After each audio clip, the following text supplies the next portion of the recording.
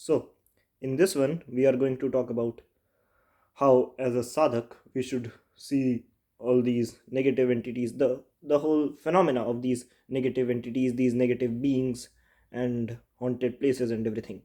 So, my only purpose of making this video is because, as a sadhak in this journey, you would find yourself surrounded with these negative beings at one point or another.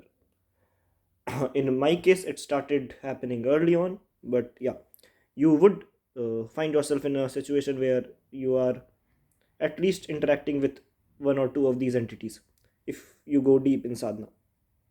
So there are four situations in which a negative entity tries to get in touch with you. The first one is if you have a karmic bond with that specific entity from the past, either the previous births or the past of this life only. So if that's the case, then obviously, because of the karmic bond, that entity is attracted to you, and yeah, it will roam around you and do stuff. The second situation is out of your own free will in this birth, you are going to some place where there is an entity, and that entity gets latched on to you. That's the second case.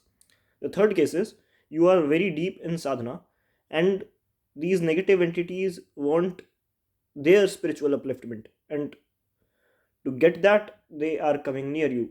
So by coming near you, they are trying to suck your spiritual energy. Or if you see, in the cases of sons, like the saints, what happens is the entities can present themselves and like ask for spiritual upliftment directly. But we sadhaks are not that evolved that we can give anyone spiritual upliftment. So what they would do is, they would just start sucking out the energy. Whatever energy they get out of us, they will start sucking it. So yeah, this is the third case scenario. And the fourth case scenario is the negative entities will come to hinder your sadhana. They would get disturbed by your sadhana. Let's say there is an entity in this apartment. I guess there is, but anyway, uh, when I'll do my sadhana, that entity will get disturbed because the frequencies uh, in which he lives, or like it lives, they do not jam well with the deity's energy.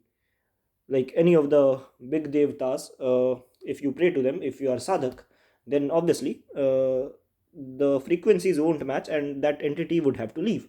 So to hinder your sadhana, it would come. And there is a fifth situation too, where God only sends his one of his ganas, or at times maybe even a negative entity. We will get to it later on. So as a sadhak, how should you see all this? First of all, you should never try to interact with them out of your free will. Like, you should never do the foolishness or shenanigans, like going to a haunted place or using a ouija board or something like that.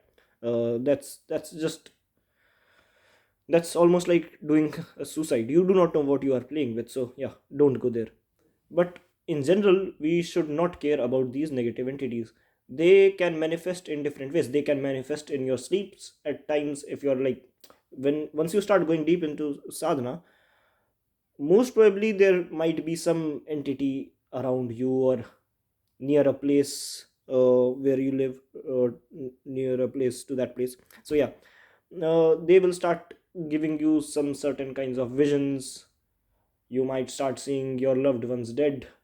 You might just start seeing weird and disgusting and horrifying and at times terrifying faces.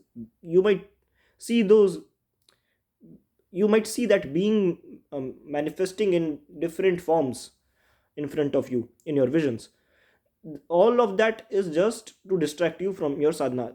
All this would majorly happen when you are in your sadhana, or you are sleeping in a dream. So yeah, that's that. But you should like, uh, what I personally did was just going through it, like not caring much about it. And even though it happened to me for a very long time, and it still happens, I do not care about it much. Just focus on your main sadhana. those entities would try to do their thing, but they cannot actually hurt you, because obviously you are doing sadhana of a great deity. So that's that. uh, Again, the second point is, so the second thing is, well, how should we deal with him?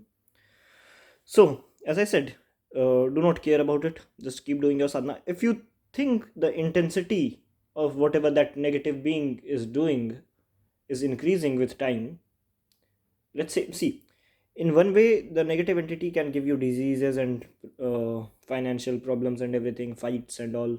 For that all, I do not think so that would happen with a sadhak who is like deep into his sadhana. What generally can happen is that negative entity would start to manifest itself as throwing things, making sounds, trying to scare you, trying to scare you away. So if you can leave that place, then well and good, because, well, why should you be in the proximity of such an entity? But if you cannot, just focus on your sadhana and that entity won't be able to do much. So on the other hand, there are two instances in which God specifically sends some entities to us. If you are a sadhak and you face, like, if you are even deep, a little deep into sadhana, and you face these negative entities, I would say look at them as a blessing, because see, our own astikta is questionable, right? We do not believe in God wholeheartedly, because if we did believe in God wholeheartedly, we would leave everything material and just focus on God. So there is, that's a small kida of skepticism in us, which makes us question whether God there, whether there is God or not, and that's why we are not completely surrendered to God. So if you ever experience a negative being or something negative, uh, you can be sure that obviously that thing exists.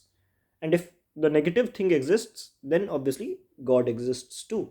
So that would embolden your belief in God too, obviously.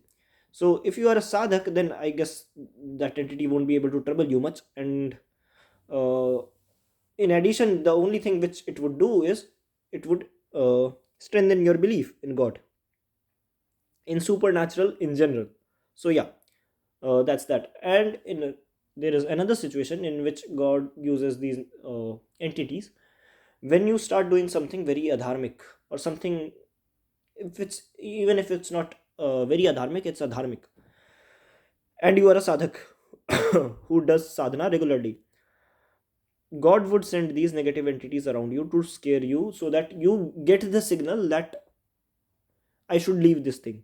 If you are doing some ex adharmic thing for a long time and seeing that entity again and again, and once you stop that activity, and then that entity vanishes, it does not come back, then you can know for a matter of fact that your, that specific action was causing that entity to come towards you. Now we can look at it in two ways. Maybe that activity as an adharmic thing was something very attractive to the entity, or maybe God sent that entity to you so that you get scared and you get the signal that you need to stop doing this activity. So, or maybe these two things can go both hand in hand and play out together. So in general, what my whole point is, as a sadhak, we know that these negative entities exist. Maybe, like, I'm pretty sure that this apartment also has one, but anyway, we do not need to worry much about them. We just need to keep doing our sadhana, and if you face them, if the intensity increases, start doing nam jap, tez loudly, right? That entity would go away. Focus completely on God, close your eyes, start shouting the Lord's name, and start imagining the Lord's body, the Lord's face. Start imagining the Lord, and that entity won't be able to do anything. So yeah, if you have adhikar of your Ishta Devta or Devi's Kavach, then you can do that too. You can add it to your sadhana for some time, so that that entity goes away. So yep, that's that. In general, for a sadhaks, negative entities do not matter that much. We do not need to interact with them. If they come along and try to interact with us, we have our own sadhana. They won't be able to do anything to us. Believe that. And yeah, Nam Jap is there. And if you have the adhikar, then the kavach of your Isht is there. So yeah, that's it for this one. Jai Shri Lakshmi Narsingh Dev.